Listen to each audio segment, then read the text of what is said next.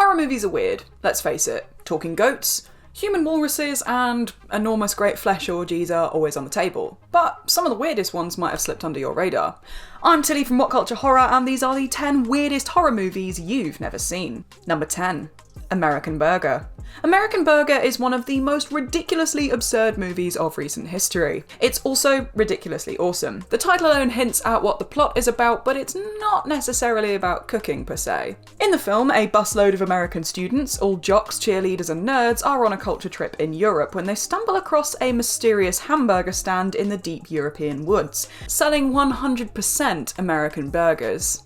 I'm sure you can guess what the secret ingredient is. These poor kids and teachers find out firsthand when they arrive at the American Burger Factory for a tour. Not long after their arrival, they meet a strange butcher/chef, also known as the Demented Chef, who seems to be in charge of the place.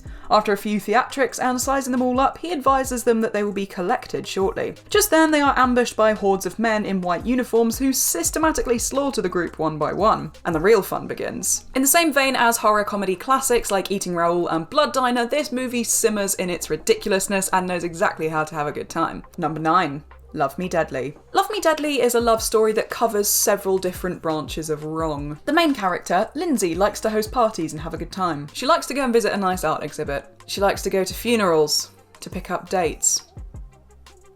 Okay. One day, while sensually caressing the heavily made-up cheek of a fresh corpse, yes, you heard me, she almost gets caught by the dearly departed's brother, Alex. He doesn't recognise her, but he wants to get to know this unknown friend of the family. She sees him as a near-spitting image of her departed father, and so keeps him in mind. If you feel a little icky right now, it's okay. You probably should. As an exploitation film about necrophilia, Love Me Deadly is generally more tasteful than, say, Necromantic. But at least one scene in which a young hustler is embalmed alive is genuinely terrifying. The rest of the film is filled with sexual perversion, Satan worshippers, and groovy montages that will make you pull your most sincere WTF expression. Number 8. The Wizard of Mars. This incredibly strange and cheap sci-fi horror spin on The Wizard of Oz involves the journey of a stranded space crew in the far-off future of 1975, which includes a resilient astronaut named Dorothy. Low on oxygen and desperate to find their missing booster rocket, they stumble upon the ruins of an ancient civilization, through which winds a paved road constructed of vaguely familiar yellow bricks. The road leads them to the central Martian Emerald City, in which they are greeted by the wizard himself, the ubiquitous floating head of John Carradine. This all may sound straightforward, but The Wizard of Mars is one of the most confusing films ever made. And when it's not confusing, it's dreadfully boring. Highlights of the film include the aforementioned disembodied head, rambling on forever about a bunch of foolish nonsense, and the crew walking through a cave for about 20 minutes, talking about absolutely nothing, and then another 20 minutes walking around Mars talking about more nothing. The film is almost beautiful with its boringness, almost as if it were deliberate. What's really scary though, believe it or not, is that The Wiz is actually a better movie. Number 7. The Body Shop. The Body Shop, aka Dr. Gore, is the perfect example of a bad movie gem. It includes all the little extras that separate mere bombs from the truly legendary turkeys, and like The Wizard of Mars, just keeps getting worse and worse and weirder all the way to the end. In the film, Dr. Don Brandon is a famous plastic surgeon and scientist whose wife, Anitra, a prominent pin-up model, has just died in a car accident. Brandon decides to restore his dead wife and creates the perfect mate in the process. With help from his bearded hunchback assistant Gregory, the two men dig up the grave and get to work. At no point does this film make any kind of coherent narrative sense. Why does Brandon threaten Greg to keep helping him when he has given no indication that he has ever thought of disobeying the good doctor? Why does the doctor continue to refer to corpses as healthy specimens? And most of all, why does this movie quote exist? Get that, it might be the door. And put your coat on, so they don't know you're a hunchback. Number 6. Headless. When a film opens with a killer moaning as he has sex with a recently detached head, you know this film probably won't be coming to a cinema near you anytime soon. Headless follows a skull-masked killer who is on a rampage, abducting and murdering women in some extremely graphic ways.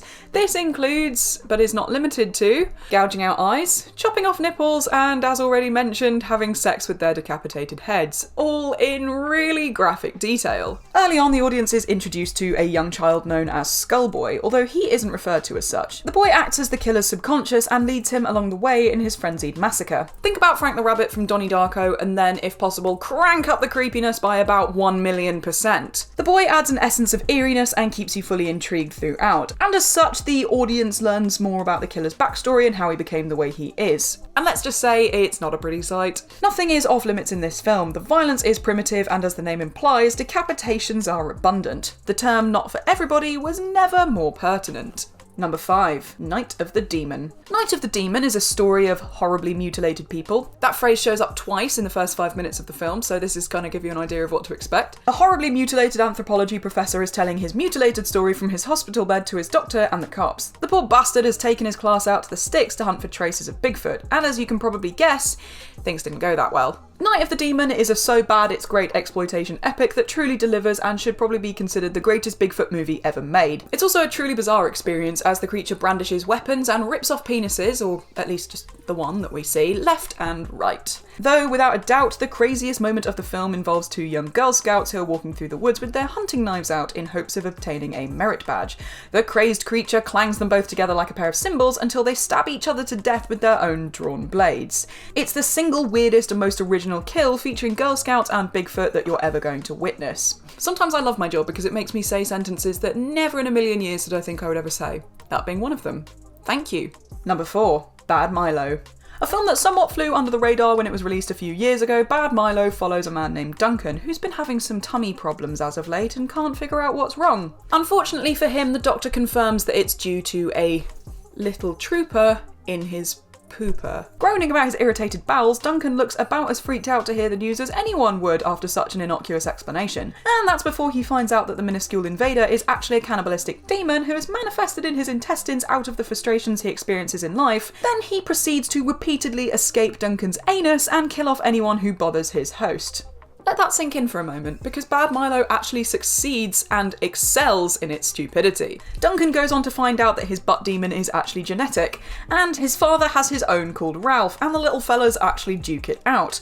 And watching 2 intestinal inhabiting monstrosities is a sight you have to watch before you die.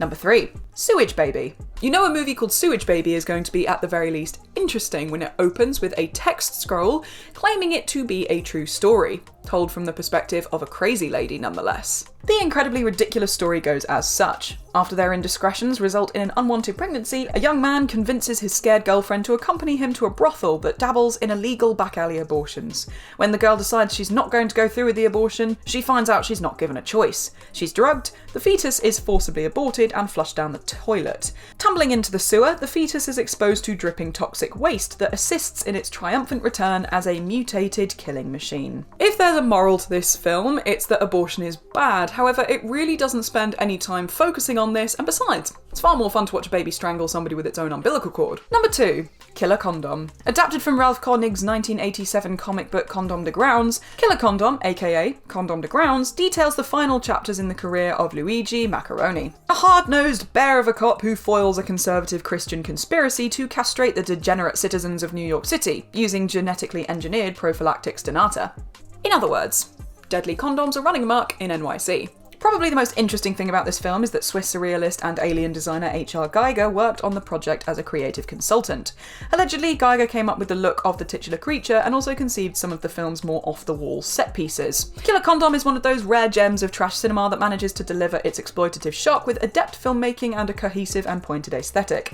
It traverses the dark alleyways lined with the soot of urban decay in search of a quick fix, and through its camp and satire it delivers the goods that trash cinema junkies desperately crave. Number 1. Mystics in Bali. From the man who brought you the highly acclaimed Lady Terminator comes a star-studded love story in the guise of a supernatural horror film. Okay, all sarcasm aside, this insane Indonesian horror movie revolves around an American author named Catherine who's doing some research in Bali for a book she's writing on the subject of black magic. And of course, what better way to get an understanding of something such as black magic than to become a practitioner of it? Silly goose. Kathy meets an evil witch who promises to train her in the dark arts. Tricked, Kathy is turned into a penanglan, a flying vampire with internal organs hanging from her neck. The list of bonkers-laden imagery presented in this film is nearly endless, but here's a small sampling. A flying head with vampire teeth and dangling entrails feeds on a woman about to give birth. Kathy transforms into a pig creature with breasts, and also vomits live mice in a green goop,